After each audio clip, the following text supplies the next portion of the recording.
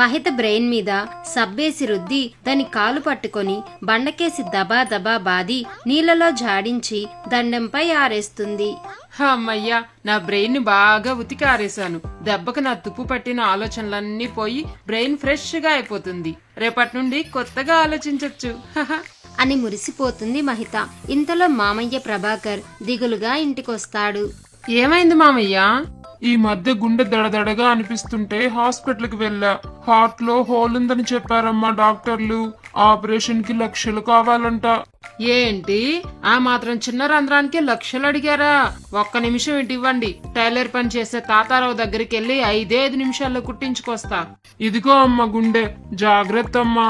నేను చూసుకుంటాలే మామయ్య, మీరు ప్రశాంతంగా ఉండండి అని మహిత మామయ్య ప్రభాకర్ గుండె తీసుకువెళ్లి కుట్టించి తీసుకొస్తుంది. అమ్మా, ఒకటే మోకాళ్ళ నొప్పులు. హాస్పిటల్లో డాక్టర్లను అడిగితే మోకాళ్ళలో జిగురు తగ్గిపోయింది, ఆపరేషన్ చెయ్యాలి అన్నారు తల్లి. ఓ సింతేనా? జిగురే కదా కావాల్సింది. గుప్పెడు మైదాలో గ్లాసు నీళ్లు పోసి ఉడికిస్తే వచ్చేస్తుంది.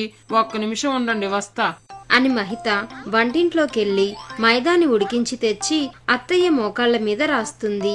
నీ మైదా పిండిలో మ్యాజిక్ ఉందే కోడలా. దెబ్బకు నా మోకాళ్ళ నొప్పులు ఎగిరిపోయాయనుకో.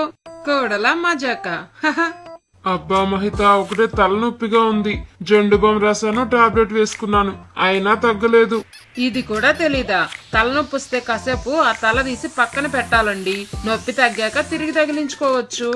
మంచి ఐడియా మహిత, థ్యాంక్ యూ అని మోహిత్ తన తల తీసి పక్కన పెడతాడు. ఏంటో, ఈ ఇంట్లో అందరికి నేనే సలహాలు ఇవ్వాలి. మీకు కూడా ఏమైనా సమస్యలుంటే చెప్పండి, సలహాలు ఇవ్వడానికి నేను రెడీ. ఈ కథ కనుక మీకు నచ్చినట్లయితే వెంటనే ఈ వీడియోని లైక్ చేయండి. ఇలాంటి మరిన్ని మంచి మంచి కథల కోసం మన బుజ్జి కథలు యూట్యూబ్ ఛానల్ ని సబ్స్క్రైబ్ చేసుకోండి. Thanks for watching.